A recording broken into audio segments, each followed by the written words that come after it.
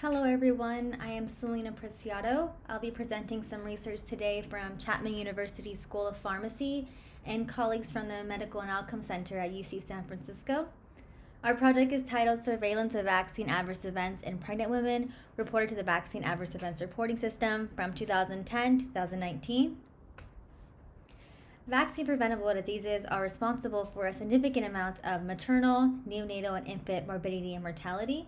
Immunization of pregnant women can protect them directly against vaccine preventable infections and can potentially protect the fetus. Overall, immunization during pregnancy plays a critical role in creating immunity for both the mother and her baby. The CDC currently recommends administration of 2 vaccines while pregnant: pertussis Tdap and influenza, because the perceived benefit outweighs the risk for both the mother and her baby. But women may also get other vaccines during pregnancy when the likelihood of disease exposure is high. However, minimal evidence is available on post-marketing safety of vaccines administered during pregnancy, and so this study set out to evaluate the safety of vaccines administered to pregnant women by analyzing various reports in the US from 2010 to 2019. So for this study, we use the Vaccine Adverse Events Reporting System, also known as VAERS. It's a national surveillance system that manages reported adverse events following a vaccination. The system is co-managed by the CDC and the FDA. Reporting of adverse events is voluntary and can be done by patients, healthcare providers, family members, and drug manufacturers. The VAERS database was searched from 2010 to 2019 for all reports of women who received a vaccine during pregnancy, and we use a medical dictionary for regulatory activities, MedDRA terms, and these terms are a standard way to report symptoms and adverse events. The adverse events were then classified as either being serious or non-serious, and we use the FDA definition of a serious adverse event as an event with an outcome that is resulting in death, hospitalization, disability, life-threatening, or birth defect. And then pregnancy-specific adverse events were also assessed using the same symptom classification. Our analysis used proportional reporting ratios, and the PRR is a measure of association that estimates the risk of an adverse event in those exposed to a specific vaccine divided by the probability of the same adverse events occurring in those exposed to all other vaccines.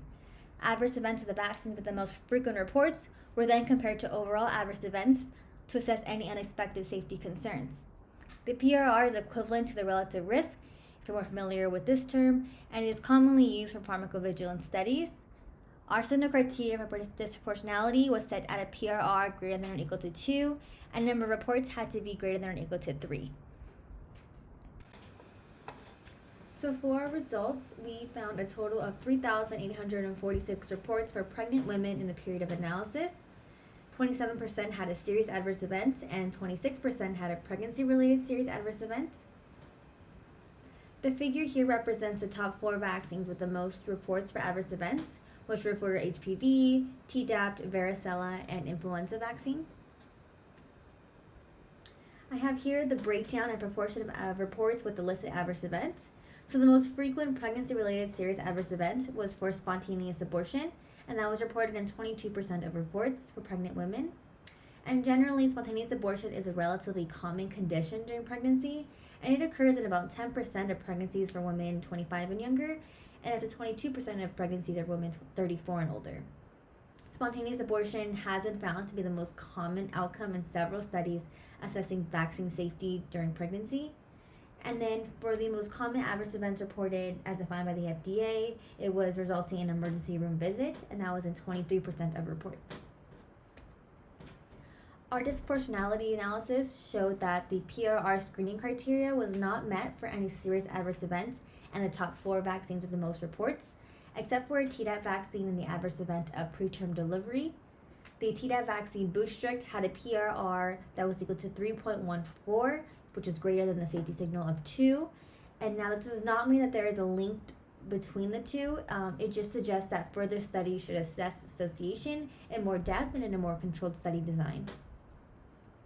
And now, although this database has a national scope and the ability to rapidly detect safety signals, it is subject to limitations of spontaneous reporting and reporting biases. And generally, we cannot determine if the reported adverse events was directly related to the vaccine or if it was just coincidental. So other confounding variables may be playing a part as well and contributing to these adverse events, such as comorbidities or prior medical conditions. And so for implications, it's important to recognize these limitations and to understand analyses with VAERS database are most useful as hypothesis generating and to detect safety signals and not to find direct links to specific adverse events.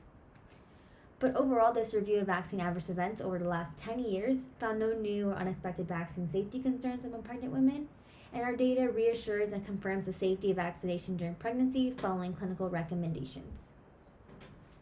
Thank you for listening to my presentation. I hope you're all doing well. And if you have any questions or would like to chat, my contact info is listed on the bottom of the slide. And thank you again.